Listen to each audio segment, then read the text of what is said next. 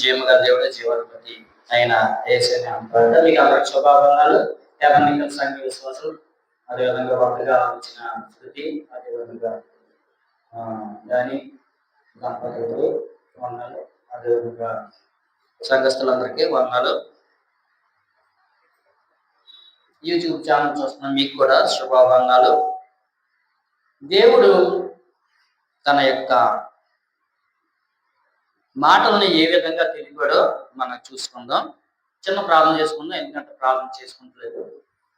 ప్రార్థన చేయకపోతే మనం ముందుకు వెళ్ళలేము. ఎందుకంటే మనలో పరిశుద్ధాత్మ దేవుడు మనకు వస్తేనే మన వాక్యం వివరించగలం. కాబట్టి చిన్నది పరిశుద్ధుగా సర్వోన్నత చేసే నీకు స్తోత్రం తండ్రి. మేము నిమిత్తం మాత్రం మాతో మాట్లాడు దేవుడు నువ్వే కాబట్టి వాళ్ళని మాట్లాడి వాక్యం చక్కగా వివరించండి తండ్రి. ప్రభా ఎవరికి ఏ వాక్యం కాలో వాక్యాన్ని అందించి వాక్యానుసారంగా ప్రతి ఒక్కరు నడుచుకునే వాక్యం పెట్టకంతగా దయచేయమని వాళ్ళ యొక్క హృదయాల్లో నీ వాక్యాన్ని పరిపూర్ణంగా సంపూర్ణంగా నీకు దీవించి ఆశీర్వదించమని ప్రార్థన తీసుకుంటాను. ఆమేన్. అదేవిధంగా మత్తయి సువార్త 22వ అధ్యాయము 1 నుండి 14 వచనాలు మనం చూసుకుంటే ఇక్కడ మనకి ఒక ఉపమానము యేసుక్రీస్తు చెప్పడం జరిగింది. దేవుడు చాలా చక్కగా వివరణాత్మకంగా అందరికి అర్థం ఉంటాడు. పామరులకి అర్థం ఉండేటట్టు, అదేవిధంగా విద్యావంతులకి అర్థం ఉండేటట్టు, చిన్నపిల్లలకి అర్థం ఉండేటట్లు ప్రభు ఆయన ఉపమాన రీతిగా ప్రతిదీ బోధించేవాడు. ఉపమానం లేకుండా ఎక్కడ దేవుడు చూడండి, 4 సువార్తలు చూడండి, ఉపమానం లేని దేవుడు ఏది చెప్పేవాడు కాదు. ప్రతి దాన్ని ఉపమాన రీతిగానే చెప్పడం జరిగింది. కాబట్టి ఇక్కడ మంచి వాక్యం చెప్తున్నాడు దేవుడు. చూడండి, పరలోకము రాజ్యము తన కుమారుని పెండ్లి విందు చేసిన ఒక రాజుని పోలి ఉన్నది. పరలోక రాజ్యం అంటే చాలా వివిధ రకాలుగా ఆయన చాలా వర్ణించడం చెప్పాడు. కానీ ఇక్కడ ఏం చెప్తున్నాడు అంటే 22వ అధ్యాయంలో మనకు అర్థమయ్యే రీతిలో చెప్తున్నాడు. పరలోకము రాజ్యము. పరలోకం అంటే ఏంటమ్మా చెప్పండి? పరలోకము అంటే వేరే లోకము అమ్మ, అర్థం చేసుకోవాలి ప్రతి ఒక్కరు. యూట్యూబ్ వారు అందరూ పరలోకము చాలా జాగ్రత్తగా వినాలి. ఎందుకంటే యూట్యూబ్ ఛానల్ చూస్తుంది మీకు అందరికీ శుభాకాంక్షలు. మన ఛానల్ కూడా మీరు చక్కగా ఆదరిస్తున్నారు కాబట్టి ప్రతి ఒక్కరు షేర్ చేయండి, కామెంట్ చేయండి. మీరు అనేక మందికి షేర్ చేస్తే మన యొక్క ప్రోగ్రామ్ చాలా మందికి వెళ్తుంది. కాబట్టి ప్రతి ఒక్కరు షేర్ చేయవలసిందిగా ప్రభు మనం చేస్తుంది. కామెంట్ కూడా చేయండి, ఎందుకంటే చూస్తున్నారు కానీ చాలా మంది మాకు అన్ని తెలిసిపోతే అందులో అన్ని చూస్తే ఎంతమంది చూస్తున్నారో ఎంతమంది చూడటం లేదో అన్ని తెలుస్తాయి. కాబట్టి ప్రతి ఒక్కరు చాలా మంది చూసేస్తున్నారు కానీ ఎవరో షేర్ చేయడం లేదు, కామెంట్ చేయడం లేదు, అదేవిధంగా సబ్స్క్రైబ్ కూడా చేయడం లేదు. ఎంతమంది చూస్తున్నారు అందులో పర్సెంటేజ్ వచ్చేస్తుంది. కాబట్టి ప్రతి ఒక్కరు గమనించవలసిందిగా ప్రభు పేర మనం పరలోకము అనగా దేవుని యొక్క లోకము, దేవుని నివసించు స్థలం. అక్కడ ఎవరు ఉంటారు? దూతలు ఉంటారు, మహాదూతలు ఉంటారు, శరాపులు ఉంటారు, అదేవిధంగా కెరూబులు కూడా ఉంటారు. శరాపులు అంటే దేవుడికి అచ్చం దగ్గరగా ఉండి ఆరాధన చేసేవారు. వాళ్ళు ఏ రూపం కలిగి ఉంటారు అంటే అగ్ని రూపం కలిగి ఉంటారు. కెరూబులు అంటే దేవుడు ఎక్కడికన్నా ఒక ప్రదేశంకి వెళ్ళాలనుకోండి, ఆయన సింహాసనం కెరూబుల మీద ఉంటుంది. కాబట్టి దేవుడు ఆ సింహాసనం మీద కూర్చుంటే ఆయన్ని తీసుకెళ్తారు. అలాగే మహాదేవుడు ఆ సింహాసనం విడిచిపెట్టి ఈ లోకం రావడం జరిగింది. కాబట్టి యేసుక్రీస్తు చక్కనైన ఉపమానంతో చెప్తున్నాడు. పరలోకము ఎలా ఉందండి? దేవుడు ఒక విందు చేస్తాడు పరలోకంలో. ఎవరి కోసం విందు చేస్తున్నాడు అంటే తన కుమారుని కోసము విందు చేస్తున్నాడు. దేని కోసం విందు చేస్తున్నాడు అంటే పెళ్లి విషయమే. అంటే ఇక్కడ రిసెప్షన్ పెట్టాడు ఆయన దేవుడు. చక్కగా చదవండి, అది రిసెప్షన్ చేస్తున్నాడు ఆయన. దాని గురించి మనము చేసుకుందాం, చక్కగా చెప్పుకుందాం. తన కుమారునికి విందు చేస్తాడు దేవుడు. ఎవరు? ఒక రాజు. అమ్మా, రాజు విందు చేస్తే ఎలా ఉంటుంది? తన రాజ్యంలో ఎంతమంది ఉంటారు? చాలా మంది ఉంటారు రాజ్యంలో. ఎవరు ఉంటారు? సేవకులు ఉంటారు, తోటి పరిపాలకులు ఉంటారు, అందరూ ఉంటారు. రాజ్య పరిపాలనలో చాలా మంది ఉంటారు. ప్రధానమంత్రి ఉంటాడు, సైన్యాధ్యక్షుడు ఉంటాడు. అందరు సమక్షంలో తన యొక్క కుమారుని పెళ్లి ఎలా చేస్తారమ్మా? గ్రాండ్ గా చేస్తాడు. రాజు రాజు అంటే రాజు అంటే కరెక్ట్ మనం తెలుసుకోవాలి. రాజు అంటే ఎవరో మొట్టమొదటి పౌరుడు అంతే కదా. రాజు ఎవరిని అంటారు? రాష్ట్రపతి గారు ఉన్నారనుకోండి, ఆయన భారతదేశం మొట్టమొదటి పౌరుడు అని మనం చెప్పుకోవాలి. కాబట్టి ఈ రాజు అంటే ఉన్నత స్థితిలో ఉన్న హైనస్, ఈయన మెజెస్టీ. కాబట్టి ఈయన ఏం చేస్తున్నాడంటే తన కుమారునికి విందు చెయ్యాలని ఒక ఆలోచన రావడము జరిగింది. తర్వాత మనం ఎలాగున్నాం? భోజనం భోజనం భోజనం అనేసి ఏం చేస్తున్నాడు? కూర్చొని భోజనం కోసమే ఆలోచిస్తున్నాం. పొద్దున్న లేచినప్పటి నుండి ఏ టిఫిన్ చెయ్యాలి, టిఫిన్ అయిపోయిన వెంటనే మళ్ళా ఈగలు అరుతాయి కాబట్టి మళ్ళా మధ్యాహ్నం భోజనం సిద్ధపరచుకుంటాం.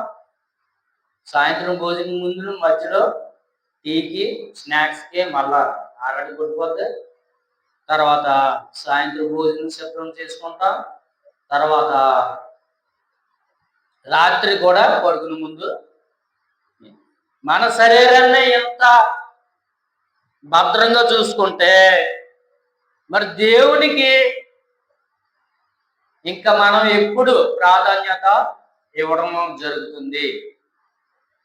కాబట్టి మనము దేవునికి ప్రాధాన్యత ఇవ్వాలి. 22 చదవండి. ఇక్కడ ఏముంది? ఇక్కడ ఎవరు ఉన్నారంటే ఒక రాజు ఉండడము జరిగింది. తర్వాత ఎందు నిమిత్తం ఆయన తొందరపడుచున్నాడు చదవండి. ఆ పెండ్లి విందుకు పిలవబడిన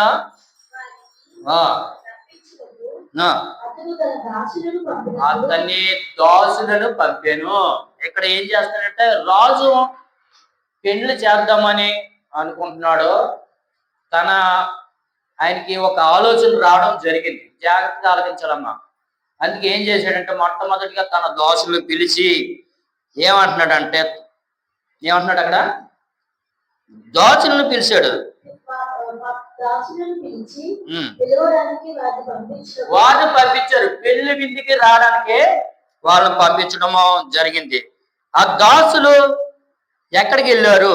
తన దాసులను ఎందుకు పంపించాడంట? పెళ్లి విందు నిమిత్తము అందరినీ పిలడానికి వాళ్ళని పంపించడము జరిగింది. చూడండి తర్వాత తన దాసులను ఎందుకు పంపించాడంటే 22:3 చదువుకుంటే, ఆ పెళ్లి విందుకు పిలవబడడానికి రప్పించడానికి తన దాసులను పంపించాడు. అక్కడ ఏం జరిగింది? వారెవ్వరూ పెళ్లికి రాం అన్నారు. ఎందుకంటే ఏమైంది? చెప్పాను కదా ఇందాక, చక్కనైన జీవితం ఇవన్నీ దేవుడు ఏర్పరిచాడు కాబట్టి అమ్మ గుడికి రాండి అమ్మ అంటే ఎవరన్నా వస్తున్నారా? కాళ్ళు ఎప్పుడండి, మీరు రాలేమండి, ఎన్నోళ్ళేమండి అంటున్నారు చాలా మంది. ఇంకోళ్ళకి ఏంటంటే షుగర్లు, బీపీలు, గ్యాస్ట్రిక్లు. మెయిన్ ఏంటంటే గ్యాస్ట్రిక్ వచ్చేస్తుంది అందరికీ. ఎందుకంటే ఫుల్గా తినేసి మొత్తం మీద పడిపోతున్నారు. ఇంకా అది అరగాలంటే ఏం చేయాలి? నడవాలి, లేకపోతే ఏదో పని చెయ్యాలి. కానీ మనము అన్ని దేవుడు సమృద్ధికి ఇస్తాడు కాబట్టి మనం నమ్మలేకపోతున్నాము, పని చేయలేకపోతున్నాం. కాబట్టి ఇంకా గ్యాస్ట్రిక్ దాని పని అది చేసుకోవడం జరుగుతుంది. కాబట్టి ఏం చేస్తారు? అందరికీ ఆ గ్యాస్ట్రిక్ వచ్చేయడం జరుగుతుంది. అలాగే విధంగా షుగర్లు రావడం, బీపీలు రావడం, ఇవన్నీ బహుమతులు. ఇవన్నీ ఇహలోకంలో ఉన్న బహుమతులు, మన శరీర సంబంధమైన బహుమతులు ఉన్నాయి. కాబట్టి ఏంటి అంటే ఇంకా ఉన్న చాలా ఉన్నాయి. గుండె నొప్పులు, ఇంకా కాలు నొప్పులు, కీళ్ళ నొప్పులు, ఇవన్నీ బహుమతులు మాట. ఎందుకంటే కష్టపడి పని చేయకపోవడం వల్ల ఏమొచ్చే వ్యాధులు. దేవుడు ఏం చేశాడంటే ఆదికాండం 1 మనం చూసుకుంటే 2 3 ఎలా చదువుకుంటే అంతా దేవుడు ఏం చేశాడంటే ఆదాము గారు ఖాళీగా ఉండడం చూసి ఎన్ని తినేస్తాడు, పళ్ళు ఎన్ని తినేస్తాడు, జామ పళ్ళు, నేరేడు పళ్ళు, బత్తాయి పళ్ళు ఎన్ని తింటున్నాడు కూర్చుని దేవుడు ఆలోచించి ఏం చేశాడంటే ఖాళీగా ఉండడం మంచిది కాదు అయ్యా, సేద్యం చెయ్యి, సేద్యం అంటే ఏంటన్నా వ్యవసాయం అంటే ఏంటంటే చక్కగా నీరు పెట్టడం, మొక్కలు నాటడం, చక్కగా కలుపు ఏమన్నా వస్తే దాన్ని తీడు విధి. సేద్యం అంటే వ్యవసాయం చేయమని చెప్పుడు. ఎందుకంటే బద్ధకం వచ్చేస్తుంది మనకి. అమ్మ ఏమొస్తుందమ్మా? ఫస్ట్ ఏమవుతుంది, తర్వాత నీరసం వస్తుంది, తర్వాత ఏమవుతుంది, జబ్బులు వస్తాయి. కాబట్టి మనము ఇక్కడ ఏం చేశాడంటే దేవుడు తన సేవకుల్ని పంపించడం జరిగిన. మేము రాము అన్నారు ఎవరు? ప్రజలు. కాబట్టి ఏం జరిగింది అక్కడ? రాజు ఏమేమి సిద్ధపరిచాడు అంతకుముందు. అంటే అందరిని పిలిచేస్తా అంటే అమ్మ ఉత్తిని పిలిచేస్తారా? అందరూ వచ్చేసారు అనుకోండి, ఏముంటుందంటే ఏం పెట్టి రాజుగారు ఏం చేస్తారు అని చూస్తారు కదా.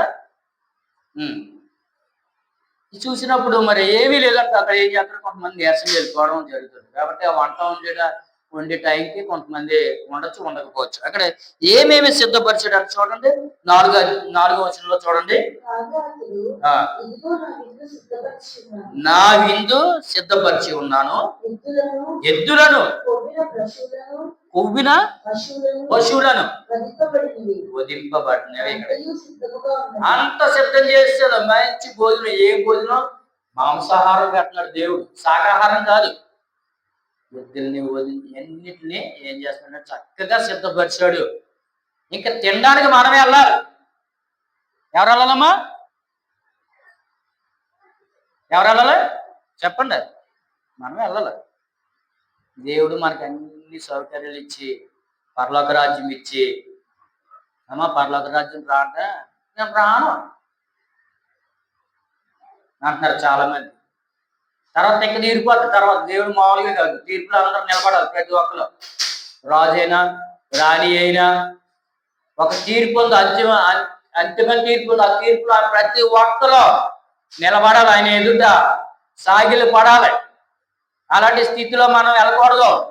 నీతిమంతులకి తీర్పు లేదు కాబట్టి నీతిమంతులుగా మనం ఉండాలి. ప్రతి ఒక్కరు సిద్ధపడండి.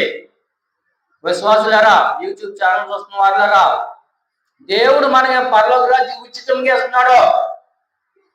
మన ఏదన్నా ఊరు వెళ్ళాం అనుకోండి, మన సొంత ఇంటిని ఇడిచిపెట్టి ఉద్యోగరీత్యా ఏం చేస్తాడంటే ఒక ఇల్లుని అద్దెకి తీసుకుంటాం. అద్దెకి ఇవ్వకపోతే ఏం చేస్తాడు? బయటికి వెళ్ళేస్తాడు. ఎవరో ఇంటి వాడు. కానీ దేవుడు ఏం చేస్తున్నాడంటే మనం ప్రేమించి మనకు ఉచితంగా అద్దె లేకుండా మనకి తన యొక్క రాజ్యంలో స్థానం ఇవ్వడం జరుగుతుంది. ఇక్కడ ఏం జరిగిందంటే రాజు ఏం చేశాడంటే, రాజు అంటే దేవుడు మన కోసం అన్ని సిద్ధపరిచాడు. కొవ్విన పశువులను అన్నిటినీ సిద్ధపరిచాడు. అప్పుడు ఏం జరిగిందంటే మరలా రాజు ఎవరిని పంపించాడు? మేము రాము అన్నారు కదా.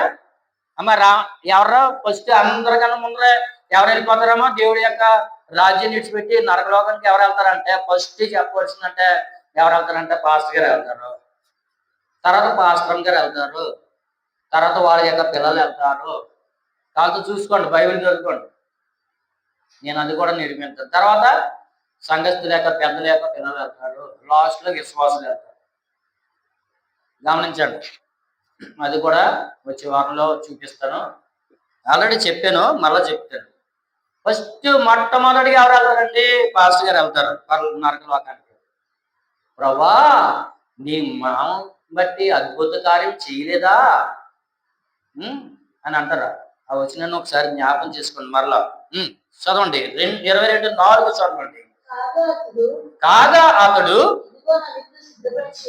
విందు సిద్ధం చేశాను. ఓ ప్రజలారా, నీ చక్కగా విందు సిద్ధపరిచాను, నా యొక్క కుమారుని గణపరచండి, పెళ్లి చేస్తాను ఇక్కడ రాండి అనేసి కొంతమందిని మళ్ళా పరిచారికని పంపించడం. అంతయు సిద్ధముగా ఉన్నది. వేరే వాళ్ళని పంపించాడు. వీళ్ళ మాట వినడం లేదు, వీళ్ళలో ఏదో లోపం ఉంది. దోషుల్లో, దేవుని యొక్క పరిచారికల్లో ఏదో లోపం ఉంది, అందుకే మాట వినకుండా వాళ్ళు రావడం లేదు అనేసి వేరే పాస్టర్ గారిని పంపించడం జరిగింది.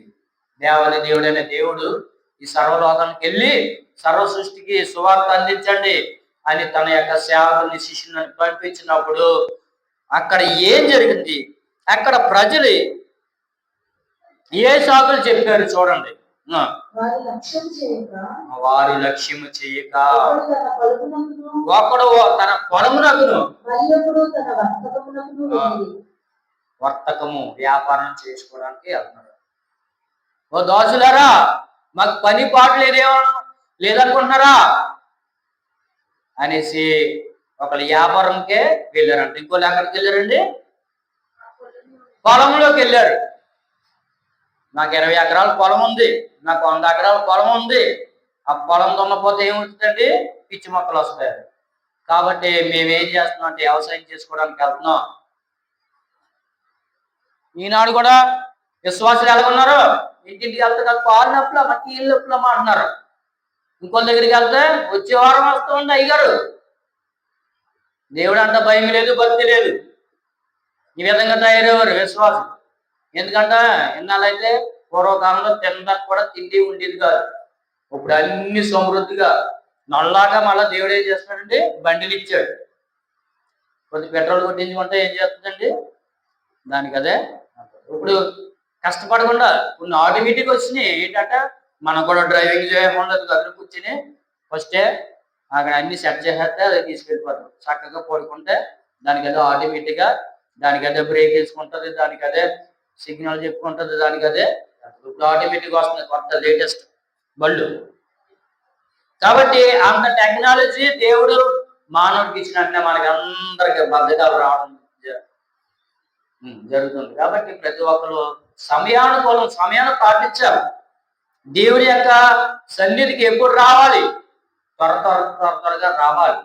ఇక్కడ అన్ని సర్దాలు, ఇక్కడ అన్ని సిద్ధపరచాలి, పరిచయం చేయాలి దేవుడికి. యవనస్తులారా, మీరేం చేస్తున్నారు? దేవుని యొక్క కాడి మోయడానికి సిద్ధంగా ఉండాలి. ఇక్కడ ఏం చేస్తున్నారంటే ప్రజలు ఏం చేస్తున్నారు? సాకులు చెప్తున్నారు. నేను పొలంలోకి వెళ్ళాలని, నేను వ్యాపారం ఉండిపోయింది, నేను వెళ్ళకపోతే లాభాలు నష్టాలు వచ్చేస్తున్నాయి అని చెప్పడం జరుగుతుంది. కాబట్టి పెళ్లికి రమ్మని పిలిచిన దాసులను ఏమి చేస్తున్నారు అంటే చూడండి, 6వ తర్వాత వచ్చిన మనం చూసుకుంటే చక్కనైన మాట మనకి. కొంతమంది ఏం చేస్తున్నారంటే దేవుడు ఏం చేస్తున్నాడంటే అందరిని పంపిస్తున్నాడు. స్వార్థ సేవకు పంపించిన వాళ్ళు ఏం చేస్తున్నారు? తక్కిన వారు ఇప్పుడు పాస్టర్లు ఏం చేస్తున్నారంటే అంచె దినాల్లో మేము ఉన్నాం కాబట్టి మొత్తం ఏం చేస్తున్నారంటే మణిపూర్ ఇలాంటి ప్రాంతాల్లో ఏం చేస్తున్నారంటే శుభ్రంగా పట్టుకొని ఆడవాళ్ళని అయితే కాలు చేసేసి మగవాళ్ళని అయితే కాలు చేతులు నరికేసి ఇంకా ఏమంటారండి ఈకలు కోసి కాల్చి చంపేసి చేస్తున్నారు. ఇదా ఓ విశ్వాసి, నీ యొక్క స్థితి ఎలా ఉంది? ఒకసారి పరీక్ష చేసుకో. అవిశ్వాసంగా ఉన్నవా? నీ డబ్బుతోటి నువ్వు గర్వపడుతున్నావా? డబ్బుని చూసి, లేకపోతే నీ యొక్క వెనకాల బలం చూసి నువ్వు అహంభావంతో ఉంటున్నావా? ఒకసారి పరీక్ష చేసుకో. దేవుడు ప్రతిదీ లెక్క, దేవుడికి ప్రతిదీ విషయంలో మనం లెక్క చెప్పుకోవాలి. కాబట్టి ఇక్కడ ఏం చేశారంటే ఈ పెళ్లికి రమ్మని వారిని ఏం చేశారంటే దోషులను అందరిని కొట్టుకుని శత కొట్టేసి చంపేస్తున్నారు. అంతే కదమ్మా అక్కడ. అప్పుడు రాజు ఏం చేశాడు? రాజు కోపం వచ్చింది. దేవుడి యొక్క దేవుడికి కోపం వచ్చింది. తన యొక్క సైనికుల్ని దేవతలను పంపించి ఆ నరకంతులను సంహరించాడు. అక్కడ వాడు పట్టణం తగబెడుతున్నాడు. ఎక్కడ చూసుకుంటే చూస్తున్నారా? చైనా ఏమైంది? ఏమైందమ్మా చైనా? వరదలతోటి. మన అమెరికా ఏమైంది? అగ్నితోటి కాలిపోయింది. దేవుడు ఏం చేస్తున్నట్టే తగిన శిక్ష పంపిస్తున్నాడు. మారండ్రా బాబు, నేనున్నాను అని చెప్తుంటే ఎవరికి లెక్క చేయకుండా అహంభావం వచ్చింది. ప్రతి ఒక్కరు టెక్నాలజీ పెరిగిపోయింది. ఎన్ని మా తెలివితేటల వల్లే ఎన్ని చేస్తున్నాం, మా యొక్క జ్ఞానంతో ఎన్ని చేస్తున్నాం అనేసి ప్రతి ఒక్కరు ఏం చేస్తున్నాడు? ఒక లోపుగా ఉన్నాడంటే ఏం చేస్తాడండి? అన్నిటి మీద ఎక్కి కూర్చుంటారు. అలాగన్నారు ప్రజలు. ఇప్పుడు కాబట్టి ఇక్కడ రాజు ఏం చెప్తున్నాడు మనకి చూడండి. ఏం చెప్తున్నాడు రాజు? ఓ ప్రజలారా, విశ్వాసులారా, యూట్యూబ్ ఛానల్ చూస్తున్న వాళ్ళారా, చెప్తున్నాడు దేవుడు. ఏం చెప్తున్నాడు చదవండి.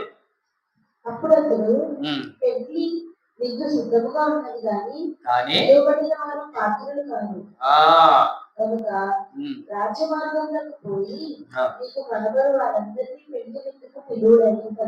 ఇక్కడ మీరు చాలా జాగ్రత్తగా అబ్జర్వ్ చేయదు. ఓ విశ్వాసి, నువ్వు బైబిల్ చదువుతున్నావు కదా, పాత నిబంధన కాలంలో దేవుడు ఏం చేశాడంటే కొంతమందినే అభిషేకం చేసేవాడు. అందరు ఇష్టం వచ్చినట్టు ఎవరిని పడితే వాళ్ళనే దేవుడు తన యొక్క సేవకే పెళ్ళలేదు.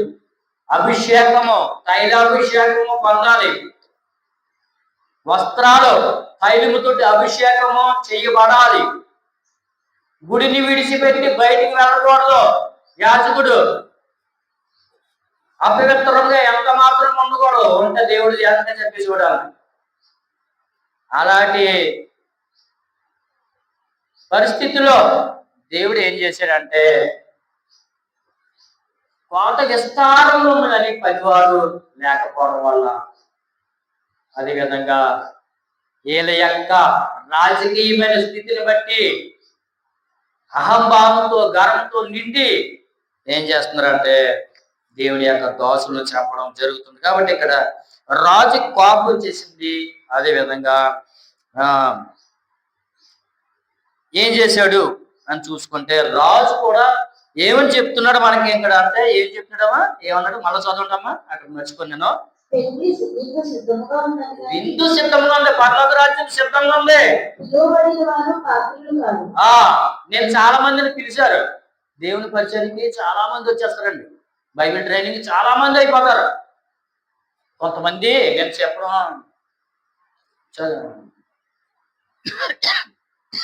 ఆయన చాలా మంది ఆయనతోటి ట్రైనింగ్ ఉన్న వాళ్ళు చాలా మంది ఉన్నారు. కానీ కొంతమంది ఏం చేశారంటే దేవుని యొక్క పరిచయం చేయలేక విడిచిపెట్టేసి ఉద్యోగుల్లోకి వెళ్ళిపోవడం జరిగింది. కాబట్టి దేవుడి సేవ అందరూ చేయలేరు.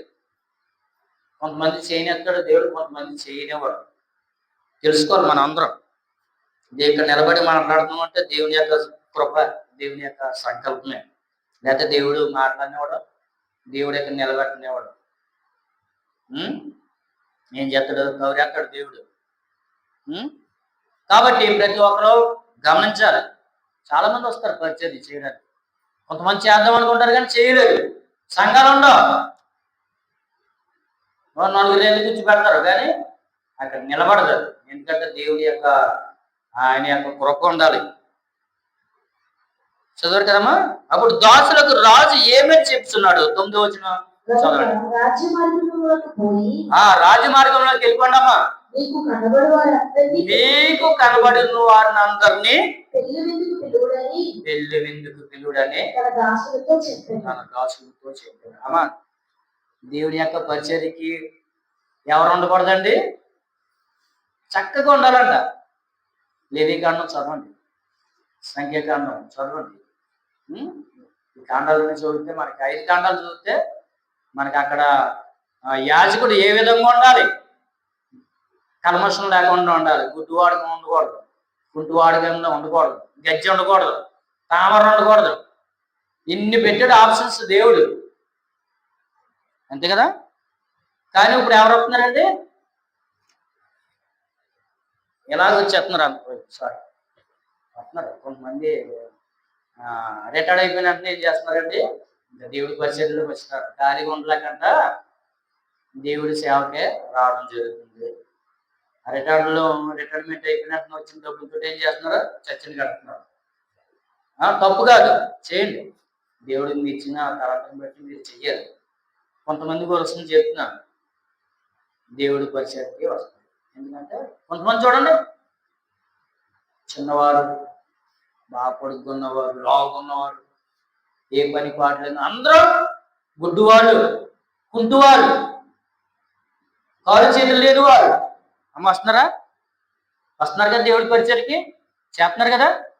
2 చేతులు 2 కాళ్ళు లేని వారు, మీ అందరూ ఏం చేస్తున్నారంటే దేవుడి పరిచయకి రావడం చేస్తారు. ఇక్కడ దేవుడి యొక్క మాట నెరవేరుతుంది. ఏమంటున్నాడంటే దాసులను పిలిచి మీకు కనపడి వాళ్ళందరినీ తీసుకురండి అని చెప్పడం జరిగింది. కాబట్టి 10 చదువుకుంటాం. రాజు మాటను విని దాసులు ఏం చేసినారు? ఆ దాసులు రాజమార్గమునకు పోయి చెడ్డవారినేమి మంచి వారినేమి కనపడిన వారినందరినీ పోగు చేశారు గనుక నిండెను. ఇక్కడ చూడండి, జాగ్రత్త అబ్జర్వ్ చేయాలమ్మా. ఒక 4 లైన్లు చంపేసి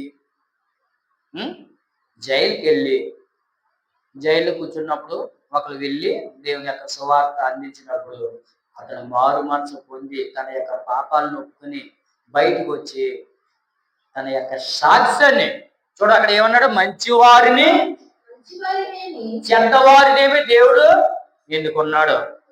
కొంతమంది ఏబిచారులు వస్తున్నారు, కొంతమంది నరహంతకులు, దొంగలు, దోపిడీదారులు, మోసగాళ్ళు, వీళ్ళందరూ మారు మనసు పొంది దేవునితోటి వాళ్ళ యొక్క జీవితాన్ని దేవుడికి సమర్పించుకొని వాళ్ళ యొక్క స్థితిగతులన్నీ ఇడిచిపెట్టి దేవుని రక్తంతో కడగబడి అనేక మంది సేవకులు తన యొక్క రాజ్యానికి రావడం జరుగుతుంది. అంతే కదమ్మా, వింటున్నారు కదా ప్రతి ఒక్కరు. ఈ విధంగా అప్పుడు ఏం జరిగింది చదవండి. 10 వచ్చిన 10 చదవండి వాళ్ళని. అప్పుడు ఏం చెడ్డవారినేమి మంచి వారినేమి పోగు చేసిరి కనుక విందుకు వచ్చిన వారితో ఆ పిండి సాలంతా నిండిపోయింది. దేవుని నామానికి మహిమ కలుగుగా. ఎందుకంటే చాలా మంది ఉన్నారు కానీ పనివారు చాలా తక్కువ ఉన్నారు. కాబట్టి దేవుడు అందరిని పిలుస్తున్నాడు. కొంతమంది సమర్పించుకుని వస్తున్నారు, కొంతమంది పొట్ట కూటి కోసం రావడం జరుగుతుంది. కొంతమంది ఏ విధంగా వస్తున్నారు? సేవకులు ఎన్ని రకాలండి? చాలా రకాలు ఉన్నారు. కొంత దేవుడి చేత అభిషేకం పొందిన సేవకులు. రెండోది ప్రజల చేత ఎన్నుకోబడిన వాళ్ళు. మూడోది తనకు తానే దేవుడి పరిచర్యకి వచ్చిన వాళ్ళు. కొంతమంది స్థిరంగా ఉండొచ్చు, కొంతమంది అందులో దేవుడి సేవ నుండి తప్పిపోయిన వారు అంటారు. కొంతమంది జీవనోపాధి లేక దేవుడి పరిచర్య చేయడానికి వచ్చిన వాళ్ళు చాలా మంది ఉంటారు. కాబట్టి ఇక్కడ చూసుకుంటే 11వ వచనం చూసుకుంటే రాజు పెళ్లి విందుకి వచ్చిన అందరినీ గమనిస్తున్నాడు. అక్కడ పరిస్థితి ఏంటి? ఏం జరిగింది? కొంతమంది లోపలికి వచ్చి అక్కడ పెండ్లి వస్త్రము ధరించుకొనని ఒకరిని చూసి, స్నేహితుడా నువ్వు ఎలాగొచ్చావు అనేసి అడుగుతున్నాడు. ఇక్కడ గమనిస్తున్నాడు. అమ్మ పెళ్లి విందుకి అంటే పెళ్లికి అందరూ వెళ్ళిపోతాం కదా.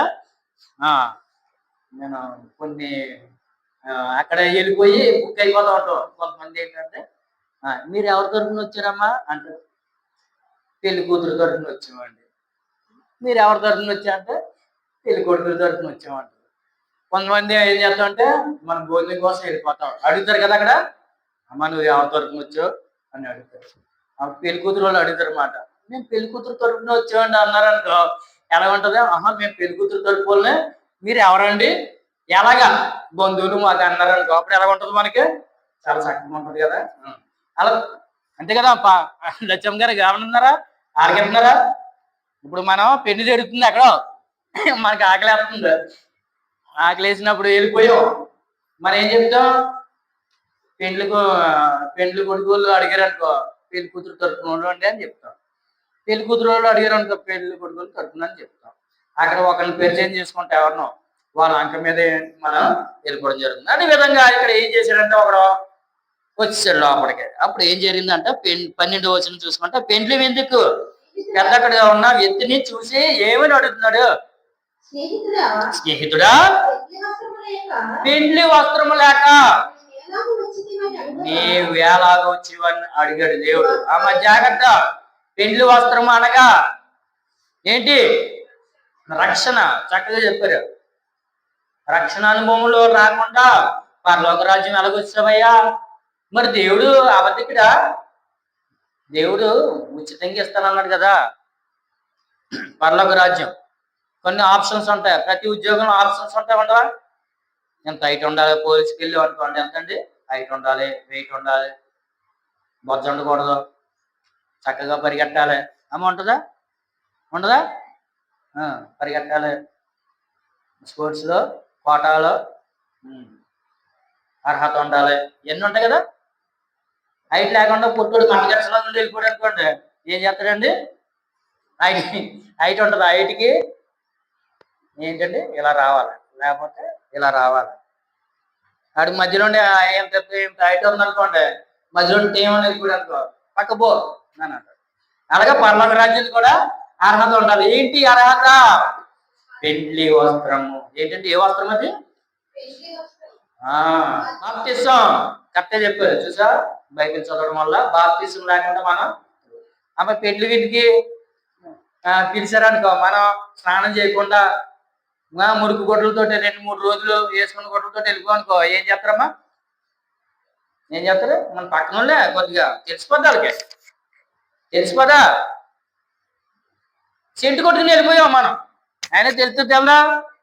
మంచి వాసన వచ్చేది, రెండు కలిసిపోయి చెమట వాసన, ఈ రెండు కలిసి అబ్బాబ్బా మంచి సువాసన వచ్చేస్తుంటది అక్కడ.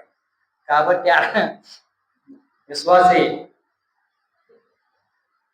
విశ్వాసులారా, దేవుని నమ్ముకోలేని వారు మీరు గమనించాలంటే ప్రతిదీ గమనించాలి.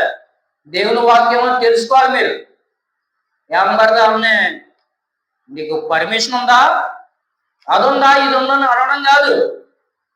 అందరికీ పర్మిషన్ దేవుడు ఇచ్చాడు, నీకు పర్మిషన్ ఇచ్చాడు అడగడానికి. నీకు పర్మిషన్ ఉందా ఫస్ట్ మమ్మల్ని అడగడానికే, అది తెలుసుకోవాలి. కాబట్టి అక్కడ ఉన్న వ్యక్తి పరిస్థితి చూస్తే ఏమైంది చూడండి అమ్మ, చదవండి చక్కగా మీరు చదవాలన్నీ. మౌనంగా ఉండిపోయాడంట. ఇక్కడ పెళ్లి కొడుకు తరపు చెప్పాలా, పెళ్లి కొడుకు తరపున చెప్పాలా తెలియక ఏం చేశాడంటే, ఎవరో చెప్పినా అక్కడ పరిస్థితి తారుమారు అయిపోతుంది. కాబట్టి అలా మౌనంగా ఉండిపోడు. అంతటా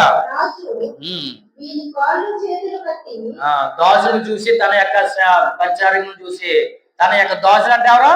దేవదూతలు.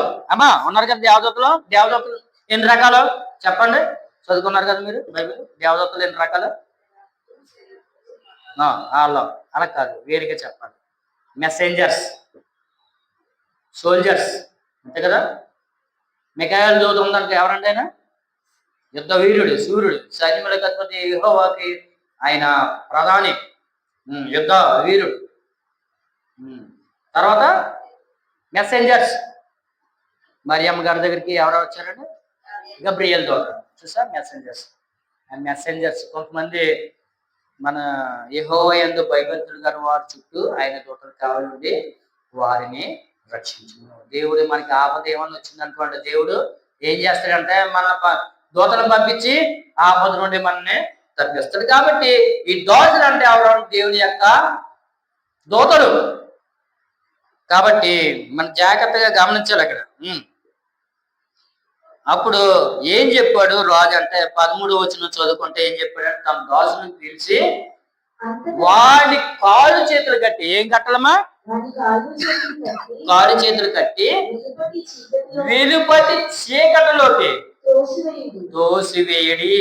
అంటే అక్కడ వెలుపటి చీకటి ఎక్కడ ఉంటది అంటే, ఎక్కడ ఉంటుందండి? సాధారణ దగ్గర ఉంటుంది, అంతే కదా. చీకటి మన వెలుగు సంబంధులు. మనం దేవుడు ఈ లోకానికి వెలుగై ఉన్నాడు. వెలుగు అంటే ఏంటంటే సత్యము. అర్థం చేసుకోవాలమ్మా ప్రతి ఒక్కరు. వెలుగు అంటే సత్యము, చీకటి అంటే అబద్ధం, అసత్యము. అది ఎవరి దగ్గర ఉంటుంది? సాతాను దగ్గర ఉంటుంది. సాతాను యొక్క రాజ్యంలో ఏంటేమని చెప్పాడు. వెలుపటికి అట పరలోకం నుండి, దేవుని సన్నిధి నుండి. యోహాను సువార్త 15వ అధ్యాయం మనం చదువుకుంటే అక్కడ ఏముందండి? మంచి ద్రాక్ష తోట ఉంది. ఆ ద్రాక్ష తోటలో చదవండి, చాలా చక్కగా ఉంటుందమ్మా. 15వ అధ్యాయము మనం చదువుకుంటే ఆ ద్రాక్ష తోటలో ఆయన మంచి వ్యవసాయకుడు కాబట్టి ఫలింపని ప్రతి తీగే నేను నిజమైన వ్యవసాయకుడు నాలో ఫలింపని ప్రతి తీగను ఆయన తీసిపారాను. ఇక్కడ చూస్తున్నారమ్మా, ఇక్కడ ఏం చేస్తాడు? ఒక వ్యక్తి వచ్చేసాడు, ఎక్కడికే పరలోక రాజ్యానికి వచ్చేసాడు వ్యక్తి. ఆ వ్యక్తిని చూసి దేవుడు కనిపెట్టి ఏం చేశాడంటే, బాబు వెళ్ళరా నాన్న, ఎక్కడి నుండి వచ్చావు అంటే మాట్లాడతలేదు. ఎందుకు వచ్చావు? మాట్లాడతలేదు. ఈ వైభవం చూసి అది నరకలోకానికి వెళ్ళడానికి ఇష్టం లేక ఏం చేస్తాడంటే పరలోక రాజ్యం గోకరించేసి వచ్చాడు. నీకు అర్థం ఏంటంటే అక్కడ అందరూ దేవదూతలను అందరూ ఎదిరించా, నేను దేవుడి యొక్క సేవకుని, నేను అద్భుతాలు చేశాను, అనేకమైన కార్యాలు చేశాను దేవుడి నామను బట్టి, మీరెవరు అనేసి అక్కడ బెదిరించేసి అంటే దేవుడు కూడా అలా సాగి చేశాడు. ఎవరికి? దేవదూతలు చేసినట్టునే వచ్చాడు. మరి వచ్చేస్తే మన కలెక్టర్ గారి ఇంటికి వెళ్ళిపోయానుకోండి, ఇహలోకంలోనే చెప్తున్నాను. కలెక్టర్ గారి ఇంటికి వెళ్ళిపోతే ఏం చేస్తారండి? పోలీసులు ఆఫ్ చేస్తారు. వాళ్ళకి అది మభ్య పెట్టేసి ఇలా చెప్పేసి లోపలికి వెళ్ళిపోయాను కలెక్టర్ గారి ఇంట్లోకి. వెళ్ళిపోయి అంటున్నాయి, ఎవరు బాబు నువ్వు అని అడిగాడు కలెక్టర్ గారు. మార్చడం అంటే రామ చీరలు కొనుక్కుందాం అయి కాదు. మార్చడం అంటే నువ్వు అలాగున్నావు, ఎలాగున్నావు, నీ స్టైల్ బాగాలేదు, నీ చూపు బాగాలేదు, నీ హెయిర్ బాగాలేదు అనేసి బ్యూటీ పార్లర్కే, చందన బ్రదర్స్ శారీస్కి చర్మం బాగాలేదని అయి కాదు. మార్చడం అంటే దేవుళ్ళో మార్చాలి మనం. దేవుళ్ళో మార్చినప్పుడు దేవుడు అది గమనించి నీకు బహుమతి ఇస్తాడు. ప్రకటన గ్రంథంలో చదవండి. ప్రకటన గ్రంథం ఒక్కొక్క విశ్వాసి మారితే మనకు దేవుడు మనకేమొస్తాడండి? నెత్తి ఏమంటారా? క్రౌన్ ఏమంటారు తెలుగులో?